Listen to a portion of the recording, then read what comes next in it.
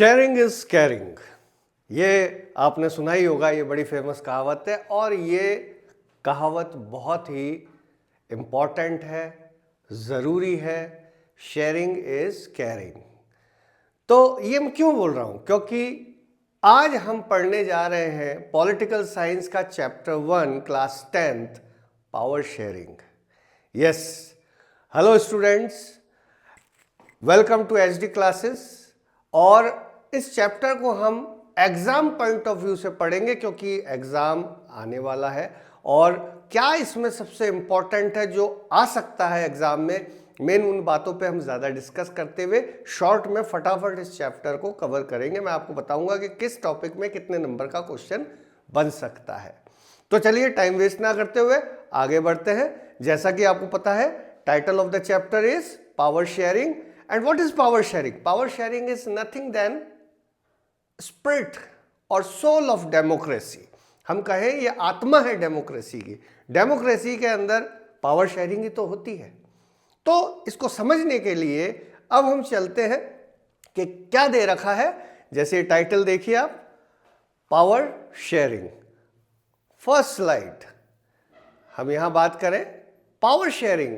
Power sharing refers to a sharing और division of power between various political groups और various sections of the society. Sections, okay, different caste, different diverse group, religion, सबके साथ मिलजुल कर रहना, सबके लिए equality, that is power sharing. Okay, now first जब हम चैप्टर शुरू करते हैं, आपके सामने सबसे पहले बेल्जियम का एक क्या दे रखा है, केस ऑफ बेल्जियम दे रखा है और दूसरा केस दे रखा है श्रीलंका का। तो वहां क्या हुआ और कैसे हम पावर शेयरिंग को समझेंगे, इन दोनों केसेस के थ्रू आपको बताने की कोशिश करी गई है। तो सबसे पहले Belgium is one of the country of Europe, आपको पता ही है, और बहुत बड़ा देश नहीं है, छोटा देश है, पॉपुलेशन भी थोड़ी है, आपको पता ही है, आपने पढ़ा होगा चैप्टर के अंदर। तो बेल्जियम के अंदर अगर हम देखें तो ऐसा दुनिया में कोई भी प्लेस नहीं है जहां पर आपको डाइवर्सिटी नहीं मिलेगी। सबसे पहले तो ये भी बात ध्यान रखें, डाइवर्सिटी हर जगह मिलती है। इवन हमारे घर में, हमारे परिवार में भी डाइवर्सिटी है। कैसे? जैसे पिताजी कुछ करते हैं, मम्मी कुछ करती हैं, ओके। बच्चे जो हैं उनमें भी जरूरी नहीं है कि दोनों का एक सी सोच हो, एक सा ओपिनियन हो। दो बच्चे हैं तो दोनों की सोच अलग हो सकती है, दोनों का इंटरेस्ट अलग हो सकता है। तो पावर शेयरिंग इसलिए जरूरी है, सब मिलकर कैसे रहें, डाइवर्स ग्रुप्स को, डाइवर्स आइडियोलॉजीज को एक साथ कैसे साथ में रखा जाए, और उसका केवल एक ही सॉल्यूशन है, पावर शेयरिंग। तो बेल्जियम की बात करने जा रहे हैं हम लोग। बेल्जियम जैसे कि एक छोटा सा यूरोप का देश है, जो अभी अभी कहा, वहां पर हम देखते हैं सबसे बड़ी डाइवर्सिटी क्या है कि वहां दो एथनिक ग्रुप सबसे मेजर ग्रुप रहे, जैसा आपने पढ़ा होगा इस चैप्टर के अंदर। और वो ग्रुप कौन से थे? डच स्पीकिंग, वहां लिंग्विस्टिक डाइवर्सिटी थी। पहली डाइवर्सिटी क्या थी? लिंग्विस्टिक, भाषाई। एथनिक डाइवर्सिटी के अंदर भाषाई, जैसे डच स्पीकिंग जो कि फ्लेमिश रीजन में रहा करते थे, और फ्रेंच स्पीकिंग जो वेलोनिया रीजन में रहा करते थे। डच स्पीकिंग कितने थे? 59%। और फ्रेंच स्पीकिंग कितने हैं? 40% ये बताया गया है, और 1% जर्मन स्पीकिंग। तो इस तरीके से वहां लिंग्विस्टिक डाइवर्सिटी थी। और इस तरीके से हम देखते हैं दूसरी डाइवर्सिटी ये देखने को मिलती है कि if we compare both the groups, if we talk about French speaking and Dutch speaking, French speaking were more prosperous, more advance, more developed, सारी हाई रैंक, सारी पोजीशंस में पहले फ्रेंच स्पीकिंग ही थे। और Dutch speaking comparatively they were backward in Belgium, वो इतने नहीं थे। बट हमने ये देखा कि बाद में 1960s तक अब देखते हैं कि डच स्पीकिंग के अंदर भी डेवलपमेंट हुआ, वहाँ एजुकेशन बढ़ी, और एजुकेशन बढ़ने से क्या हुआ, वहाँ पर भी प्रॉस्पेरिटी आने लगी। तो डच स्पीकिंग को एक चीज़ ये लगने लगी कि why in all the sphere of life, है ना, चाहे वो एडमिनिस्ट्रेशन हो, इकोनॉमी हो, हर चीज़ में फ्रेंच स्पीकिंग ही क्यों आगे है, हमें भी आगे होना चाहिए, और हम तो उनसे ज़्यादा हैं मेजॉरिटी में। तो कन्फ्लिक्ट्स की टेंशन और कन्फ्लिक्ट्स का माहौल बनने लगा। लेकिन हम क्या देखते हैं कि वहाँ पर जो लीडर्स थे, बोथ द ग्रुप्स, चाहे वो डच स्पीकिंग हो चाहे फ्रेंच स्पीकिंग हो, उन्होंने बहुत ही अच्छा सॉल्यूशन निकाला। इंस्टेड ऑफ कन्फ्लिक्ट्स, टेंशन, उसको दूर करने के लिए उन्होंने क्या करा, नेगोशिएट किया एक दूसरे के साथ, और नेगोशिएशन से उन्होंने एक पीसफुल सॉल्यूशन निकाल लिया। और उससे क्या हुआ, बेल्जियम एक पीसफुल फाइन डेमोक्रेटिक कंट्री बना, जिसको एक आइडल कंट्री भी माना जाता है। और वो कैसे हुआ वो अभी हम देखते हैं। देखिए पहले कंडीशन के Belgium, a small country, has a Dutch and French-speaking, German-speaking population, while 59% of the total population, जो आपको बताया मैंने, वो कौन से थे, डच स्पीकिंग थे, 40% फ्रेंच स्पीकिंग थे, ठीक है। डच स्पीकिंग फ्लेमिश रीजन में रहते हैं और वेलोनिया रीजन में रहते हैं फ्रेंच स्पीकिंग, ओके। 1% जर्मन है। इसके बाद आप देखिए इस तरीके से बताया गया है, ब्रुसेल जो कि उसकी कैपिटल है, ब्रुसेल कैपिटल बताई गई है, कैपिटल है बेल्जियम की, उसमें 80% फ्रेंच स्पीकिंग है और 20% डच स्पीकिंग है, ठीक है। ये कैपिटल के अंदर इस तरीके से आपको देखने को मिलता है। तो क्या चेंजेस हुए वहां पर, जैसे मैंने बताया कि धीरे धीरे जब डच स्पीकिंग पॉपुलेशन भी एजुकेटेड होने लग गई और प्रॉस्परस होने लग गई, तो उनमें एक क्या चीज़ डेवलप हुई, डिसकंटेंटमेंट की फीलिंग कि यार हर जगह फ्रेंच स्पीकिंग आगे क्यों है। तो क्या सॉल्यूशन निकाला, अब जो चीज़ आ रही है अकोमोडेशन इन बेल्जियम, वो इंपॉर्टेंट है, 3 नंबर में आ सकता है, ध्यान रखें। How the Belgians accommodate diverse groups और डाइवर्सिटी, तो ये आपका आंसर होगा। देखिए पहले आप देख लें, ये इस तरीके से बेल्जियम का नक्शा है, ऊपर आप देख सकते हैं फ्लेमिश रीजन है और नीचे आप देख सकते हैं वेलोनिया रीजन है, ठीक है। और फ्लेमिश रीजन के अंदर कौन, आपको बता ही चुके हैं, फ्लेमिश रीजन के अंदर ज़्यादातर डच स्पीकिंग है और वेलोनिया के अंदर फ्रेंच स्पीकिंग है, बाकी जर्मन स्पीकिंग भी है 1%। इसके बाद हम देखते हैं अकोमोडेशन इन बेल्जियम, ये इंपॉर्टेंट है इस चैप्टर के अकॉर्डिंग, ये one of the important topic है कि किस तरीके से वहाँ प्रॉब्लम का सॉल्यूशन हुआ। आपस के अंदर जो टेंशन्स डेवलप होने लगी थी, तो उस टेंशन और कन्फ्लिक्ट को वहाँ कैसे दूर किया गया। तो ये देखिए क्या किया था उन्होंने, दे अमेंडेड देयर कॉन्स्टिट्यूशन 4 टाइम, 4 बार उन्होंने कॉन्स्टिट्यूशन को अमेंड किया, फ्रॉम 1973 टू 1990। इस ड्यूरेशन के बीच में 4 बार कॉन्स्टिट्यूशन में चेंजेस किए गए। अमेंडमेंट मतलब चेंज, क्या किया साहब, देखिए। In Belgium, the government handled the community difference very well. Between 1970-1993, Belgian leaders amended their constitution 4 times and came up with a new model of to run the government. Here are some of the elements of Belgian model. क्या किया साहब, देखिए।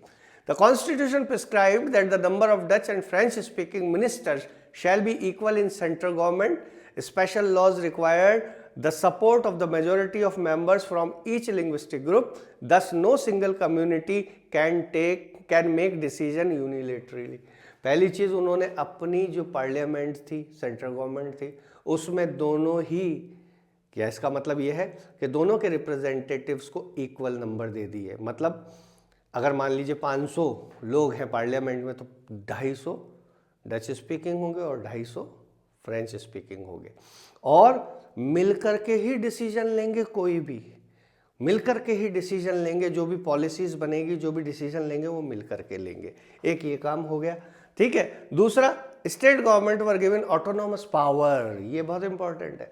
पहले Belgium में state government हुआ करती थी, मगर state government were not enjoying separate jurisdiction, यानी उनके पास ऑटोनोमस पावर नहीं थी। They were under the authority of central government. Central government जैसा चाहता था, जो उनको हुक्म देता था वो करना पड़ता था। मगर अमेंडमेंट किया गया, स्टेट गवर्नमेंट को सेपरेट ज्यूरिडिक्शन दिया गया, यानी उन्हें कई चीज़ों के ऊपर इंडिपेंडेंट डिसीजन, पॉलिसीज बनाने का राइट दिया गया। देखिए, the state government were given autonomous power, thus they did not remain subordinate to the central government. Brussels has a separate government in which both communities have equal representation, same to same system.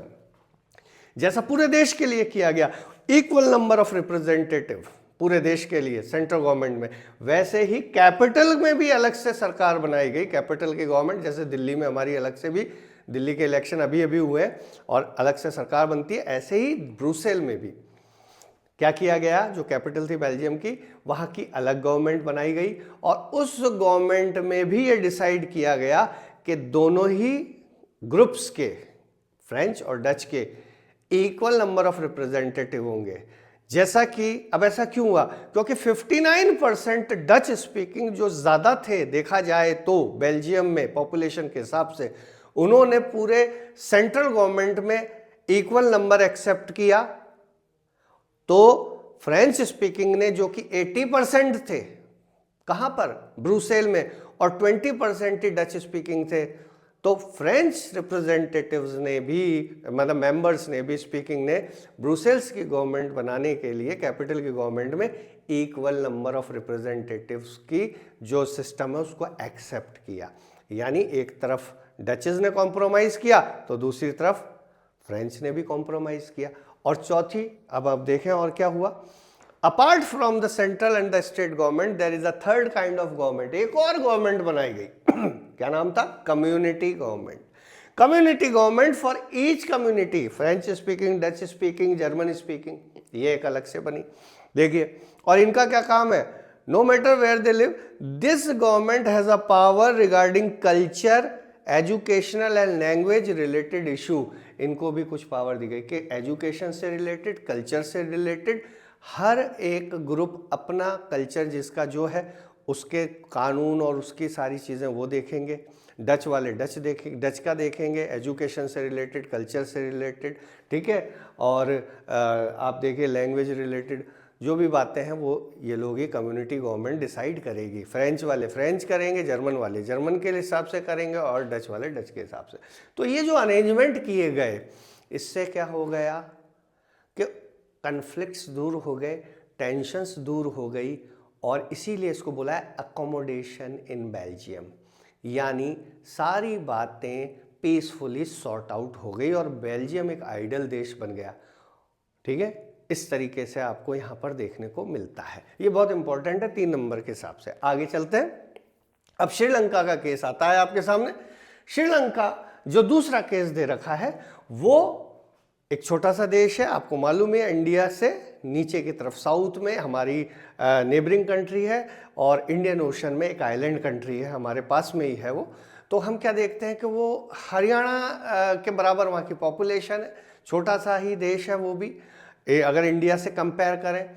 लेकिन वहाँ पे भी हम देखें तो ethnic composition है, यानी अलग कल्चरल ग्रुप है, और वहाँ पे 2 मेजर कल्चरल ग्रुप्स यानी एथनिक ग्रुप्स कौन से हैं हुआ करते हैं। पहला है सिनेलाज और दूसरा हुआ तमिलियंस। ठीक है, सिनेलाज 74% और तमिलियंस 18%। उसमें भी जो श्रीलंकन तमिलियंस थे वो 13% थे और 5% कौन थे, इंडियन तमिलियंस। अब बात आती है इंडियन तमिलियन कैसे, क्योंकि भैया अंग्रेजों का राज था पहले। 48 में श्रीलंका आज़ाद हुआ है, 1948 में।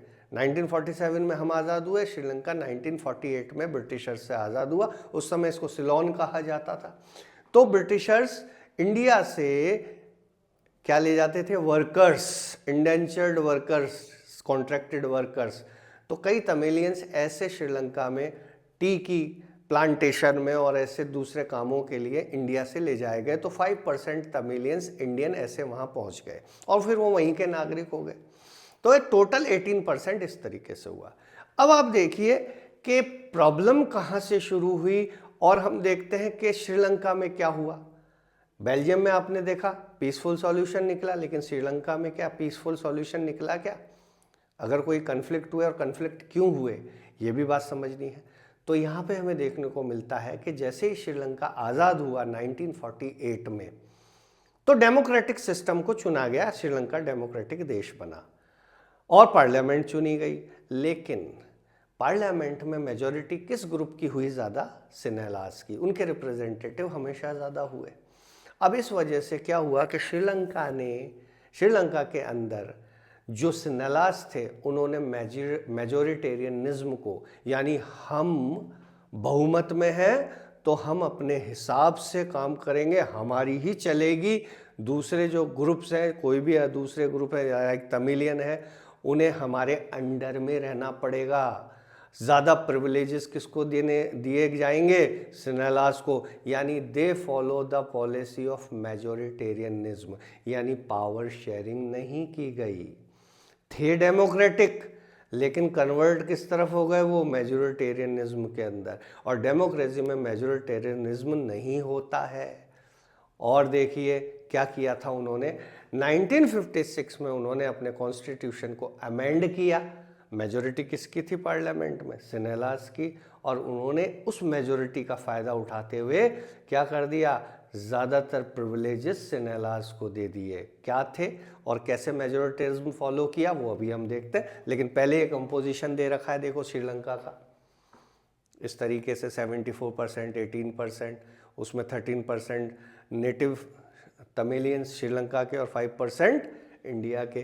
ठीक है, अब आगे देखते हैं। देखिए क्या मेजोरिटेरियनिज्म की पॉलिसी रही, ये भी इंपॉर्टेंट है, 3 नंबर में कभी ये भी पूछ सकते हैं, है ना, कि how the majoritarianism followed in Sri Lanka.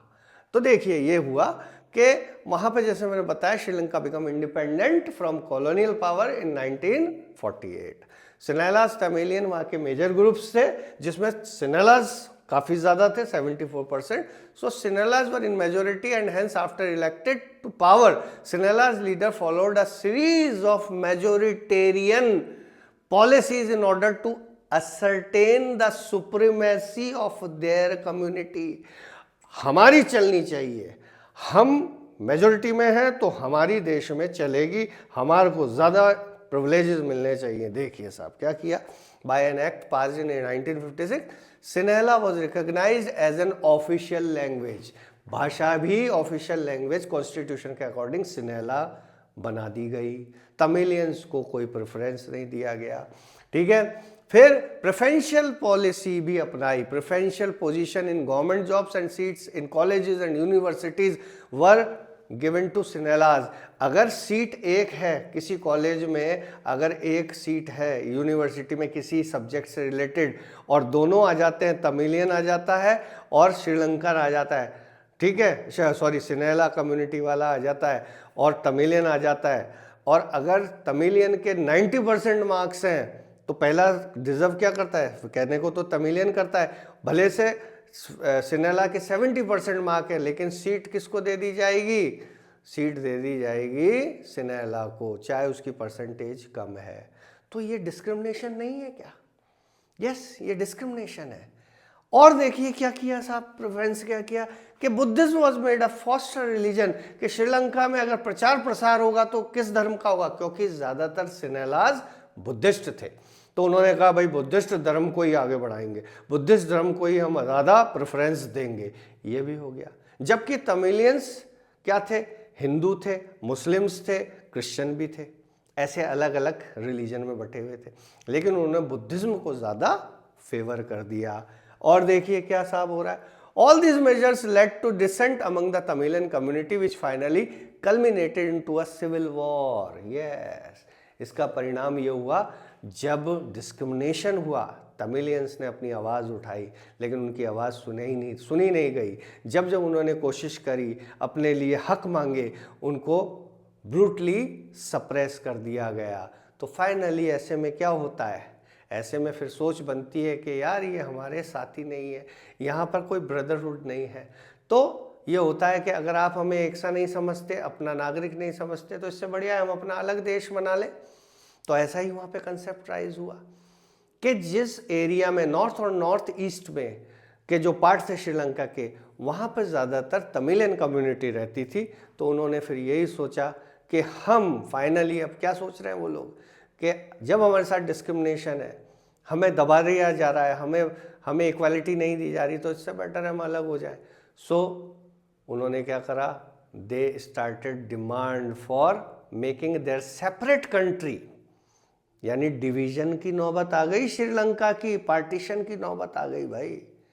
और उन्होंने तमिल ईलम बनाने के लिए सोच लिया। और कौन सी ऑर्गेनाइजेशन बना ली थी? Liberation tiger of Tamil Eelam. और उन्होंने आर्म रिबेलियन शुरू कर दिया। तमिलियंस ने आर्म रिबेल शुरू कर दिया, जिसको सिविल वॉर बोला गया है। खूब खून खराबा हुआ अपने आप को अलग करके अलग देश बनाने के लिए, तमिल ईलम बनाने के लिए। तो देखिए क्या फ़ायदा हुआ फिर? कुछ फ़ायदा नहीं हुआ।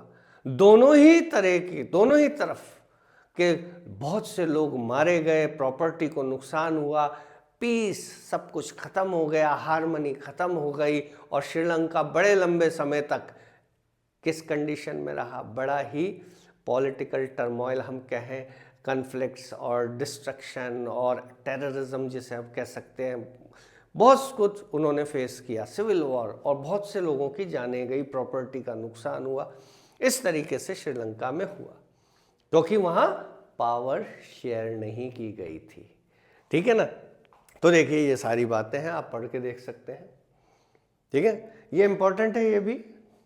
और इसके बाद अब आ जाता है need for power sharing. Power sharing इसलिए क्यों ज़रूरी है? तो उसके दो रीज़न बताए गए हैं। पावर शेयरिंग प्रूडेंशियल स्टेप है और मॉरल भी है। प्रूडेंशियल का मतलब होता है वाइज, समझदारी भरा।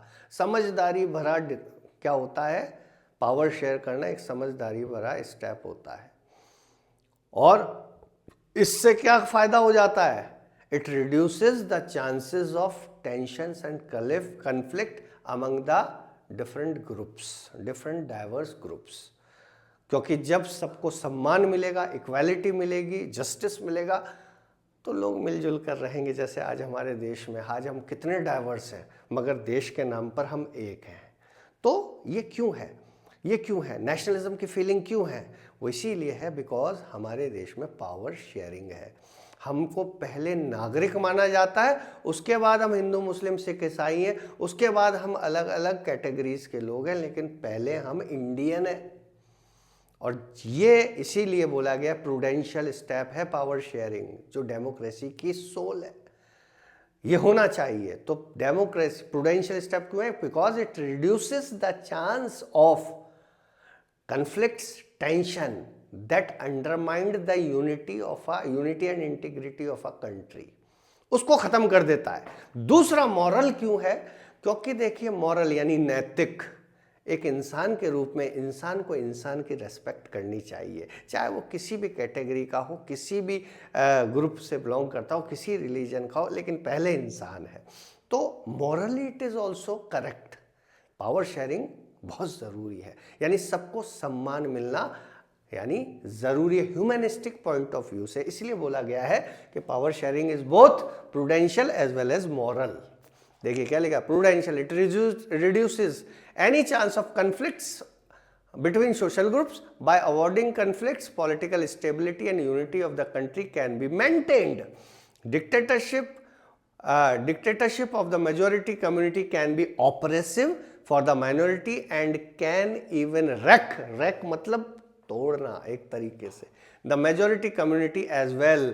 उनको भी मुसीबत झेलनी पड़ती है अगर वो सोचे कि हम मेजोरिटी में तो हम दबा लेंगे। नहीं साहब, नुकसान तो आपको भी बहुत झेलना पड़ेगा, आप भी शांति से नहीं रह सकते हो। इसीलिए सबसे बढ़िया बात है, समझदारी वाला स्टेप है कि भैया पावर शेयर कर लो। दूसरा moral, power sharing is the true spirit of democracy, क्योंकि डेमोक्रेसी ह्यूमनिस्टिक बात करती है। क्या चीज़ है डेमोक्रेसी? डेमोक्रेसी ह्यूमन बीइंग को के ऊपर बात करती है, ना कि तू हिंदू है, तू मुस्लिम है, या अलग अलग कास्ट का है, तू गरीब है, अमीर है। डेमोक्रेसी में सिटीजनशिप होती है। ठीक है, every section of the community has the right to be consulted on how they are to be governed. Governance should be carried out keeping in mind the larger interest of each section of the community. यानी सबका भला हो, सबका भला, सबका साथ, सबका विकास। ठीक है, ये वाली बात आ जाती है। इसलिए morally also it is correct.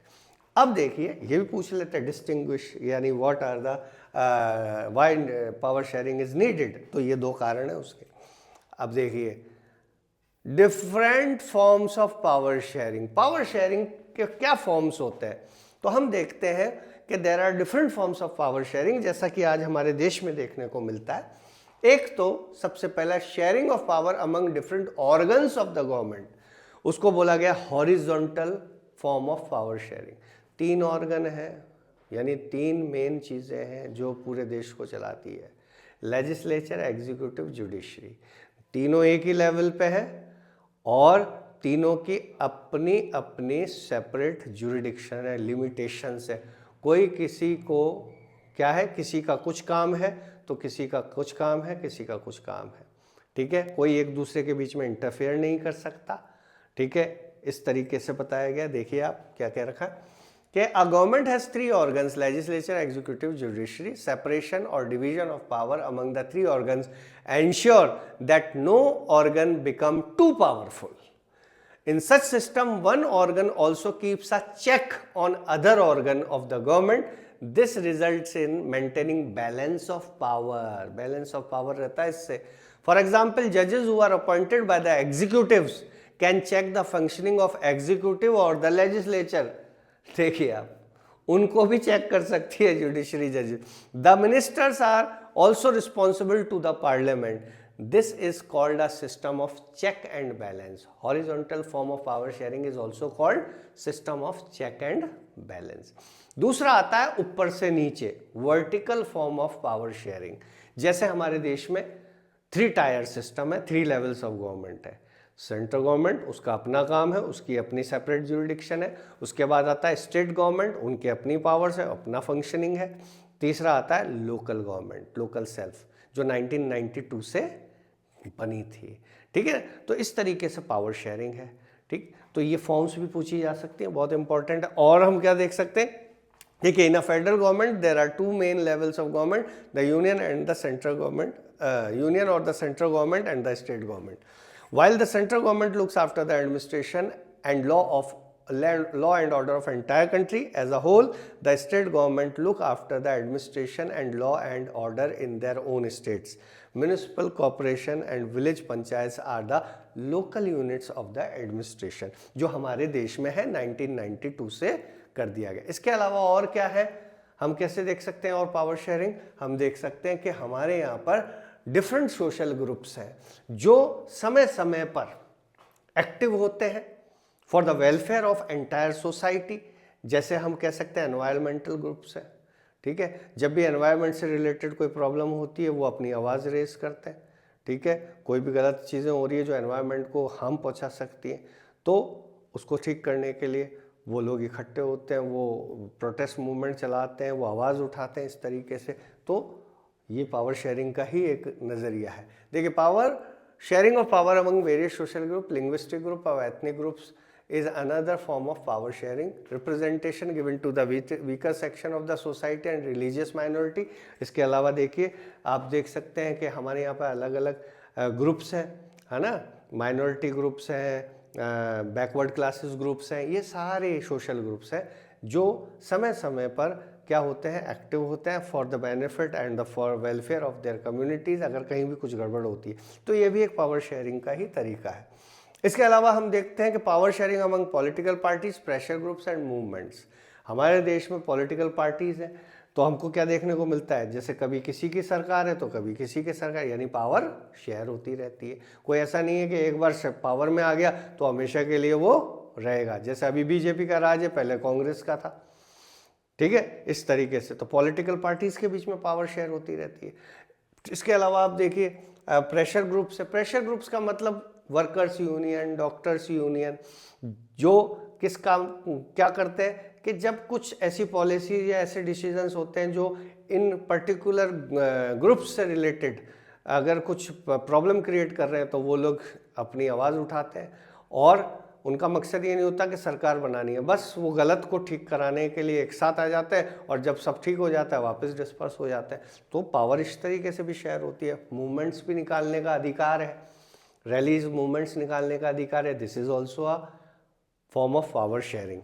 तो देखिए सारे पावर शेयरिंग के फॉर्म्स यहाँ दे रखे हैं आपके सामने.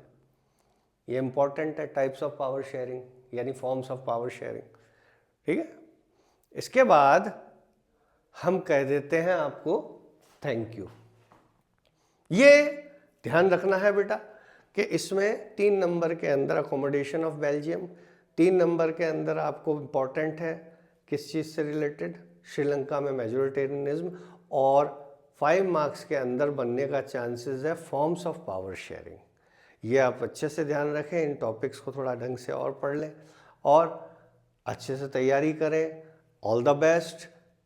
इस चैनल पर बने रहें, एचडी चैनल पर सब्सक्राइब ज़रूर करें, बेल आइकन दबाएं, शेयर करें और अच्छे से एग्ज़ाम दें, बढ़िया नंबर से पास हों। All the best, remain healthy. Okay, बहुत स्वस्थ रहना ज़रूरी है। Thank you very much. फिर मिलते हैं अगले दूसरे एपिसोड।